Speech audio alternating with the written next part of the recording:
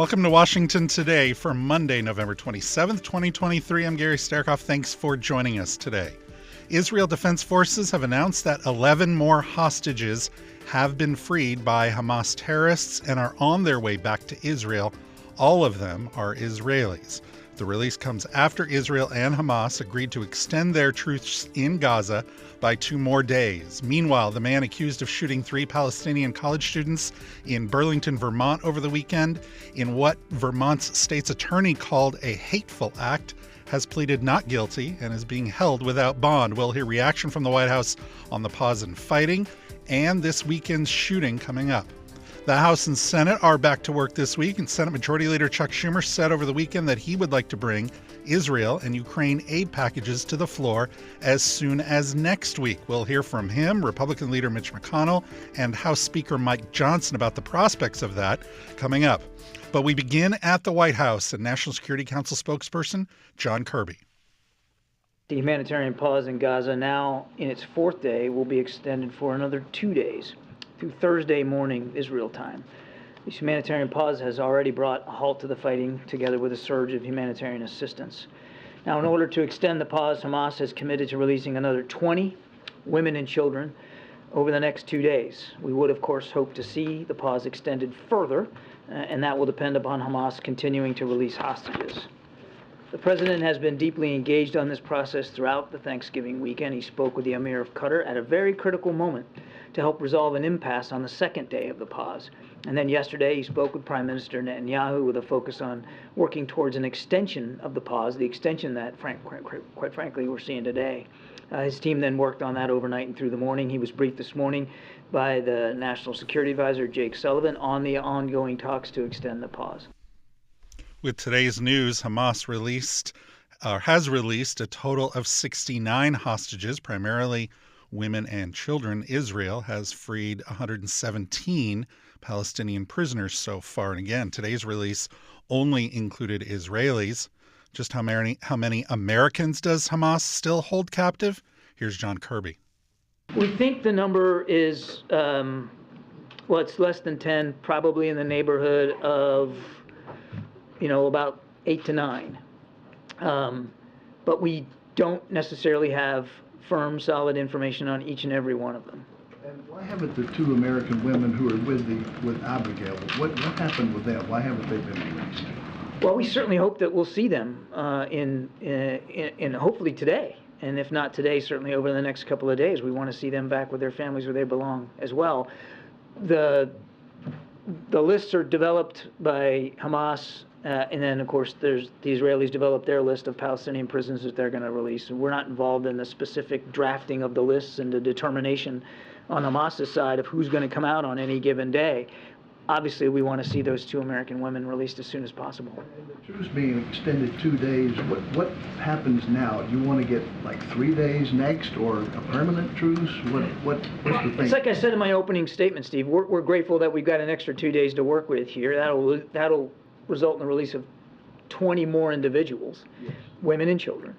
And as I said right at the top, we'd certainly like to see even that extension extended further until all the hostages are released. That's really the goal here: get all the hostages home with their families where they belong, and however long that could take. Washington Post Foreign Affairs columnist David Ignatius writing that, quote, Israel hopes this round of trading hostages for Palestinian women and teenage prisoners can be extended until all the roughly 100 women and children held in Gaza have been freed. He goes on to say, quote, Israel will seek to resume offensive operations at a moment when international pressure will grow for a permanent ceasefire. And the Wall Street Journal quoting today former Israeli National Security Advisor Yaakov Nagel saying that the temporary truce could help Hamas by allowing time for the terrorist organization to improve its fighting position in Gaza. Here's more from John Kirby. It's a real risk. You have to expect a group like Hamas, a terrorist group, which clearly doesn't abide by laws of war, will try to take advantage of any pause in the fighting for their own benefit. So we're watching that closely, as well as our Israeli counterparts. You can bet that they're watching that closely. And I don't want to speak for the Israelis, but I mean, this is a calculated risk that Prime Minister Netanyahu and his war cabinet are willing to take in order to get those hostages out. So it's a balance. And as you've also heard the Israelis say, that once the pauses are over, they intend to go right back at military operations. And when you say that Hamas has been able to get some benefits so far, is that restocking, resupplying? What is that benefit? I would just say that, without getting into intelligence issues, that any pause in the fighting could benefit your enemy in terms of time to refit, to rest your fighters, to rearm them, re-equip them. A pause in the fighting can be seen as a benefit. But I want to stress, and this was always part of the calculus. Any discussion of pauses was always part of the calculus, that Hamas might try to benefit from it. But so too have the Israeli people benefited by the return of their loved ones and hostages. So too have the American people benefited now with little Abigail back with her family. So again, it's a balance. Again, I won't speak for the Israeli Defense Forces, but when these pauses are over, then they have made it very clear that they're going to continue to target Hamas leadership. National Security Council spokesman John Kirby. The man charged with the shooting of 3 men of Palestinian descent in Burlington, Vermont on Saturday appeared in court today. Jason Eaton has pleaded not guilty to 3 counts of attempted second-degree murder. The shooting was a topic at today's White House briefing as well. Here's Press Secretary Karine Jean-Pierre. The President and the First Lady were horrified to learn about the 3 college students of Palestinian descent, 2 of whom are American citizens who were shot Saturday in Burlington, Vermont. The President continues to receive updates from his team about the ongoing investigation. These students were taking part in a uniquely American tradition, gathering with family and loved ones to celebrate Thanksgiving. They should be back in school with their classmates, not in a hospital room. The President, First Lady, and everyone here at the White House join Americans across the country in praying for their full recovery, and we send our deepest condolences to their families and the broader Palestinian, Arab, and Muslim American communities. While we are waiting for more facts, we know this: there is absolutely no place for violence or hate in America. No person should worry about being targeted while going about their daily lives. And far too many Americans know a family member injured or killed as a result of gun violence. We cannot and we will not accept that. Our thanks go to the Burlington Police Department, the FBI, AFT, and other law enforcement partners for their swift work identifying and arresting a suspect last night. Police told the Burlington Free Press that 2 of the 20-year-old male victims remain in stable condition, but the 3rd has received much more serious injuries. Mr. Eaton, the suspect, had not been charged with a hate crime, but in a statement released yesterday by U.S. Attorney for the District of Vermont, Nicholas Karest, said the Department of Justice is reviewing the case. Back here in Washington, Congress returns to work this week following its holiday break. Senate Majority Leader Chuck Schumer told colleagues over the weekend that he plans to bring legislation to the floor funding the war in Ukraine and providing aid to Israel, quote, as soon as the week of December 4th. He spoke about it during Leader Time remarks. We must, for one, finish the task of passing an emergency supplemental bill with aid to Ukraine, aid to Israel, humanitarian assistance to innocent civilians in Gaza, and funding for the Indo-Pacific. Time is short for us to act, so it is my intention to bring the President's national security package to the floor as soon as the week of December the 4th.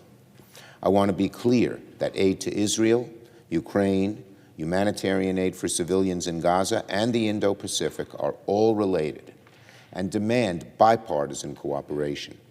We don't have the luxury to pick and choose our national security challenges. And on the other side of the world, Iran has been willing to prop up Hamas and is helping Russia's campaign in Ukraine. The Chinese government is closely watching what we do in Europe just as much as we do in the Middle East and the Indo-Pacific. Russia, China, and Iran have grown closer over these past few years, working together to counter the U.S. at every turn. They see these conflicts as interconnected, so we must too. I implore my Republican colleagues to work with us on aid to Ukraine. For the most part, Democrats and Republicans largely agree that we must help Ukraine, including my friend, the Republican leader. So I hope we can come to an agreement on an aid package soon. The worst thing we can do right now, the worst thing we can do, is to make something as bipartisan as Ukraine aid conditional on partisan issues that have little chance of becoming law. Sadly, that's what may well be happening right now, because the biggest holdup to the national security supplement is an insistence by some Republicans, just some, on partisan border policy as a condition for Ukraine aid. This has injected a decades-old, hyper-partisan issue into overwhelmingly bipartisan priorities. Now, Democrats stand ready to work on common-sense solutions to address immigration, but purely partisan hard-right demands, like those in H.R. 2, jeopardize the entire national security supplemental package. And I urge my colleagues, as they think about that, to remember what President Zelensky told us when he spoke in the old Senate chamber. He said, if we don't get the aid, we will lose the war. Let me repeat that. Zelensky said, if we don't get the aid, we will lose the war. That's what's at stake with Ukrainian aid, the possibility of victory or defeat for the Ukrainian people and ultimately our Western way of life. And let's be clear, a victorious Putin would be an emboldened Putin. If Ukraine falls, Putin will keep going. Russia's authoritarian influence will expand. Other autocracies may feel emboldened, and democracy around the world could enter decline. History will look harsh upon those who let partisan politics get in the way of defending democracy. Nothing would make Putin, Xi, and the Iranian regime happier than to see the United States abandon a democratic partner in its hour of need. So Democrats and Republicans need to stand together and pass Ukrainian aid, along with the rest of the supplemental package. If we allow Putin to prevail, it will come back to haunt us. Ukraine and Israel aid were also on the mind of Senate Republican leader Mitch McConnell. Russia is not deterred. Putin hasn't eased on his brutal conquest of Ukraine. Iran is not deterred. The world's top state sponsor of terrorism has continued to underwrite an alarming surge in attacks on U.S. personnel in Iraq and Syria since the barbaric attacks of October 7th. Hamas is not deterred. Even during a temporary pause in fighting, terrorists are clearly determined, with Iran's help, to wipe Israel off the map, quote, from the river to the sea. America needs to stand with our friends and stand up to our aggressors. And Senate Republicans have been working for weeks to ensure that supplemental legislation includes robust investments in the hard power and defense industrial capacity we need to confront them head on. But on this side of the aisle, we also recognize that national security begins here at home. Last month's total southern border encounters marked the busiest October in decades of CBP records. And the harsh reality of the Biden administration's border crisis continues to impact millions of Americans in cities across the country.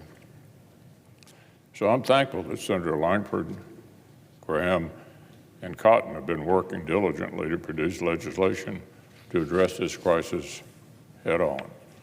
Senate Republicans have been laser focused on actually fixing our broken asylum process, not just pouring more money into a system that's simply not working.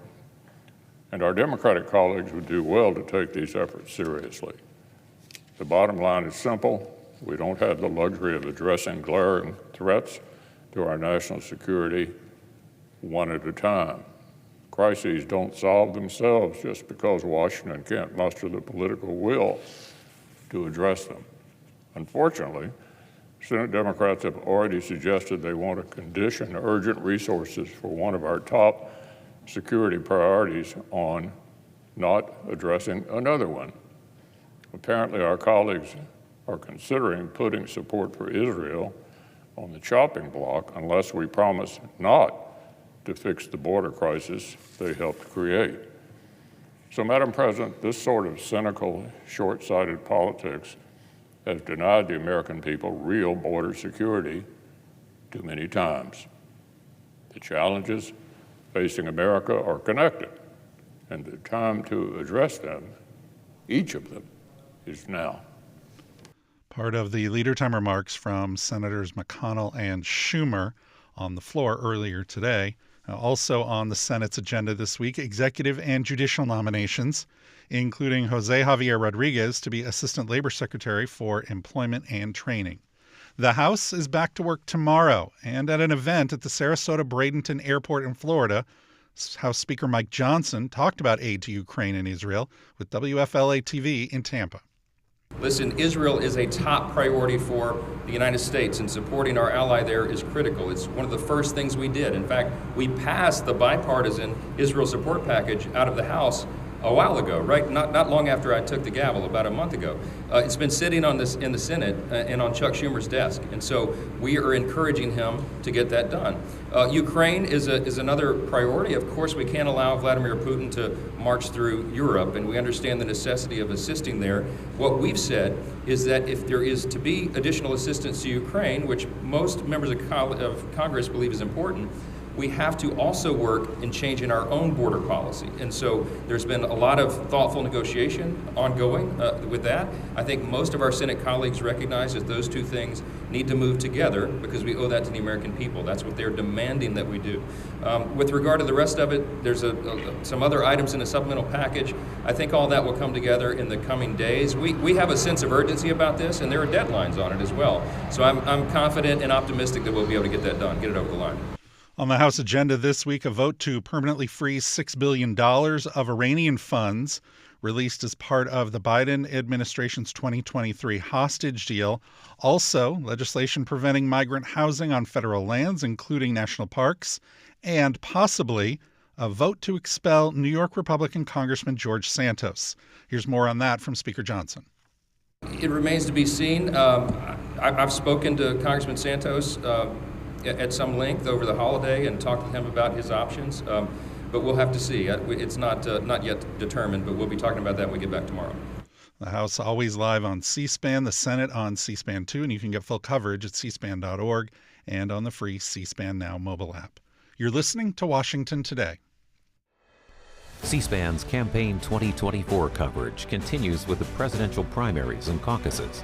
Watch live on the C-SPAN networks as the first votes in the country are cast in the upcoming presidential election, along with candidate speeches and results, beginning with the Iowa caucuses on January 15th and the New Hampshire primary on January 23rd. Campaign 2024 on C-SPAN, your unfiltered view of politics.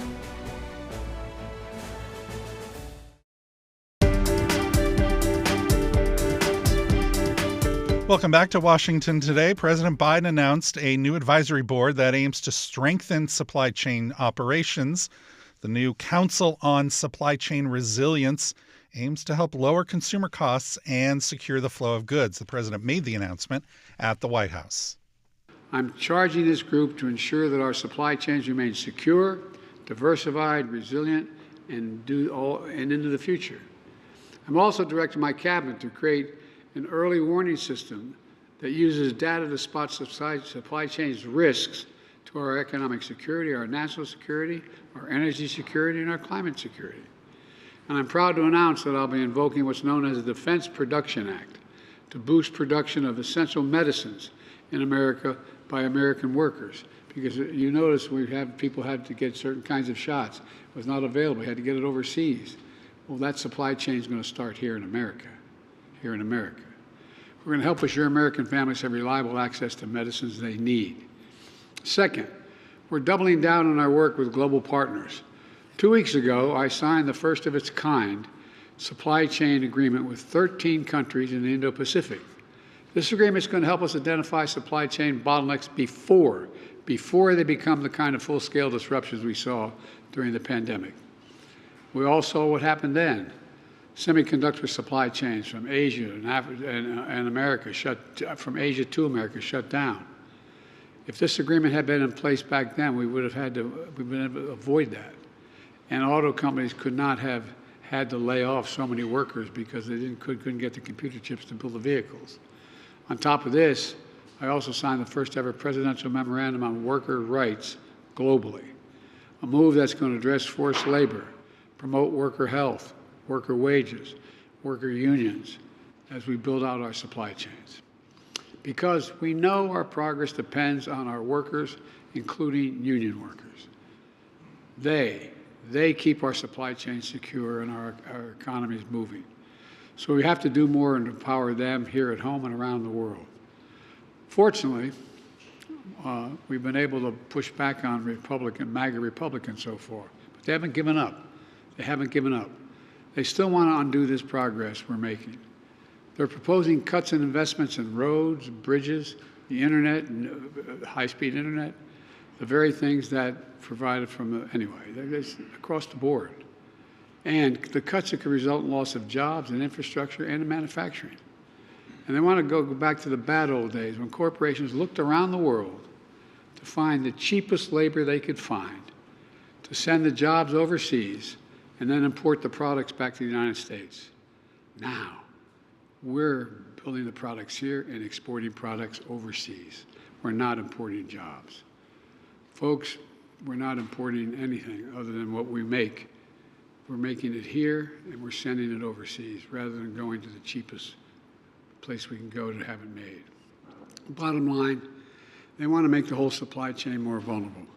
Their plan would offshore jobs, raise costs for seniors by repealing the insulin price reduction, the caps on out-of-pocket drug expenses, and the ability to negotiate lower drug prices that I secured in the Inflation Reduction Act. The council's creation comes as polls continue to show the American people hold a sour view on how the president has handled the economy. But Brandon Duke, Senior Director for Economic Development at the Center for American Project Action Fund, says perception doesn't necessarily match reality. A lot of people might not remember this, but we went through a really big pandemic. That was a giant recession, historically high unemployment, and I remember it was just a depressing time, about 3 years ago where, couldn't visit your folks, couldn't do anything really. And we've seen just this incredible recovery, better than any other advanced economy in the world. The labor market has recovered. We're back to where we were there. Wages are rising. We did have a bout of inflation, mostly due to that reopening. Just people couldn't drive anywhere. All of a sudden they wanted to drive. That drives with the price of gas. And supply chain disruptions, and then the Russia-Ukraine war. But, I think we're getting to the other side of that. We are seeing inflation falling. We're seeing real wages, wages after inflation actually going up over the last few months. So I think, we're just on this upward trajectory, and I just think the most important thing is to look at how other countries are doing. We all went through COVID. The U.S. economy is doing better than all of our competitors. Bidenomics, a term the president likes to use, the White House uses. What is Bidenomics? How much did it have to do with that incredible recovery that you just described? Sure. So, I think the best way to talk about it is one of the things the president says, which is that his vision is an economy that grows the economy from the bottom up and the middle out. So focusing on, middle class and low income households and really trying to strengthen them, which, the American Rescue Plan did with extraordinary support at a time when families needed it. And it's their growth, it's their spending, it's their recovery that I think has, brought us forward and has, created this world-beating economic recovery. So I think that's a key part. And I think there's a long-term agenda that's just starting to take shape that will drive down costs in the longer run through an infrastructure law that'll bring down the cost of shipping things, through the CHIPS Act, which will create world-class semiconductors here in America, and the Inflation Reduction Act, which will bring down the price of energy, bring down the price of health, while helping reduce the deficit, which helps with inflation. So I think those investments are just starting to take wind. So I think we're going from the momentum that we had from the first year of the Biden presidency to a medium and longer term agenda. And President Biden's also laying an agenda for his next term, where I think he could build on that extraordinary progress he made in his first term. Extraordinary progress, world-class economic recovery, you say. The headline from the New York Times today, the op-ed pages, Benjamin Applebaum and Peter Coy, why is everyone so grumpy talking about the economy? The economic news is good, but that's not how the public sees it. That's the sub-headline of that story that viewers are looking at. Why is everybody so grumpy in these polls about the economy? It's a great question. It's what everybody on my social media, on the shows like this is talking about. It's a great question. I think, a lot of it, some of it is we have these surveys and the American public is polarized. And, it's not a surprise that a lot of Republicans don't like the state of the economy because they don't like the president. So I think that is part of it. But when you ask people how their personal economic situation is, they say it's pretty darn good. So I think that's an important point, and it's kind of the proof there. I think another part of it is that we've been really making huge progress over the last 6 months when you look at wages, when you look at inflation. And, markets, social media, talk shows, people, follow those data really closely. As soon as they happen, the markets react. Americans don't, follow those things nearly as closely. They're not just, reacting to the market the same way. So I think, over time, as we see wages grow, as we see inflation continue to fall, I expect it'll start to register with Americans that, things are going pretty well. 2 paragraphs from Benjamin Applebaum in that same column. He points out an interesting book published a few years ago, Narrative Economics. It says the Nobel laureate Robert Shiller observed, quote, trying to understand major economic events by looking only at data on changes in economic aggregates such as gross domestic product or wage rates or interest rates and tax rates runs the risk of missing the underlying motivations for change. Doing so is like trying to understand a religious awakening by looking at the cost of printing religious tracts. Professor Shiller is right. Applebaum argues about the importance of narratives in driving economic events, and I think that's what we're experiencing. It's a crisis of faith in the narrative of capitalism, at least as practiced in the United States in 2023. As an engine of shared prosperity, Americans are dying sooner. They can't afford a home. The cost of college is crushing. Global warming looms, and the world seems a lot less safe and stable than it did a few years ago. What do you think? I think we've had 20, 30 years of incredible wage stagnation. A lot of the trends that, Mr. Applebaum was talking about have been going on for a while. And I think actually, again, we're starting to see a new economic paradigm start to shift. And, I think we're seeing that right now. An example of this is wage inequality is actually falling. We're making a lot of progress in reducing the wage inequality we've seen since 1980, where low-wage workers are actually seeing the most explosive wage gains of any income group. So I think, again, we're starting to see, progress and starting to make progress against those long-term trends that have stagnated middle-class incomes, that have stagnated working-class incomes. And I think, if we have a couple more years of, this kind of progress, it's going to make a huge difference in the lives of Americans. Brendan Duke, Senior Director for Economic Development at the Center for American Project Action Fund from this morning's Washington Journal. You can see more at cspan.org/Washington Journal and also on the free C-SPAN Now mobile app.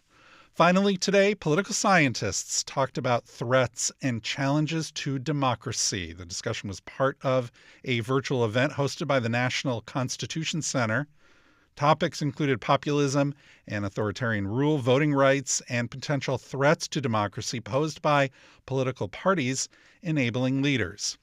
Here's National Constitution Center President and CEO Jeffrey Rosen talking to one of the panelists, Harvard University professor Stephen Levitsky.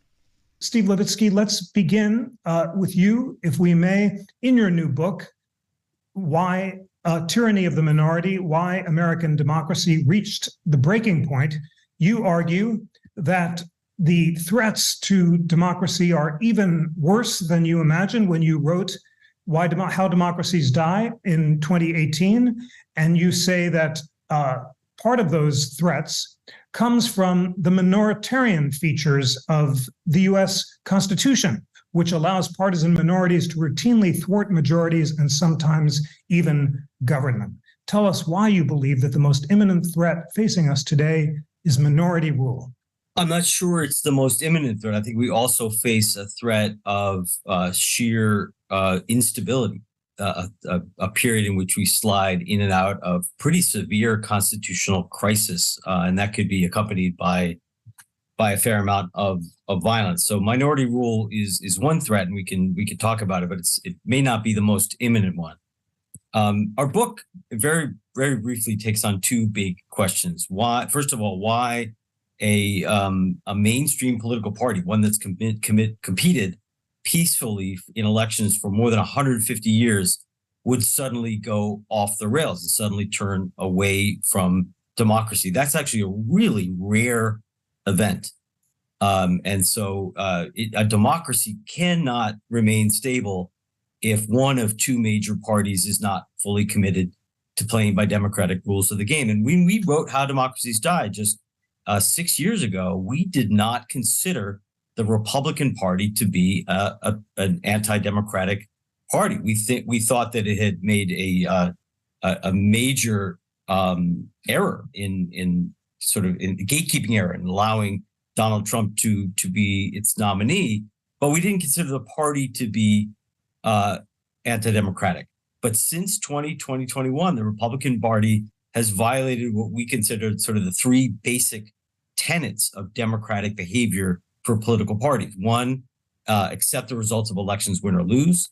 Two, unambiguously reject political violence. And three, break completely and unambiguously with anti-democratic extremist forces. When mainstream political parties of the center left or the center right do not do those three things, democracy gets into trouble. And since 2020, the bulk of the Republican Party has not been committed to those three things. Harvard University professor Stephen Levitsky speaking during a panel discussion on threats and challenges to democracy hosted by the National Constitution Center. You can see the entire event at cspan.org. It's also available on the C-SPAN Now free mobile app. That's also where you can find this program as a podcast. It's also on YouTube. Just search Washington Today. And for more of the stories that are shaping Washington every day, get our free daily email, word for word. Go to cspan.org/connect to subscribe. I'm Gary Sterkoff. Thanks a lot for listening today to Washington Today.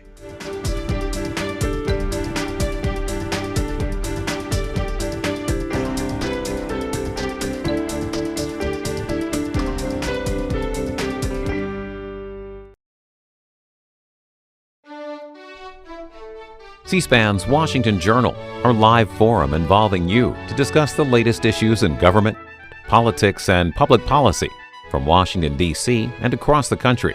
Coming up Tuesday morning, CQ Roll Call Editor-in-Chief Jason Dick discusses the congressional week ahead and previews the rest of the year's legislative agenda. And then Regina LaBelle, Director of the Addiction and Public Policy Initiative at Georgetown's O'Neill Institute, talks about how federal, state, and local governments are responding to drug addiction and the fentanyl crisis. C-SPAN's Washington Journal. Join in the conversation live at 7 Eastern Tuesday morning on C-SPAN, C-SPAN Now, or online at cspan.org.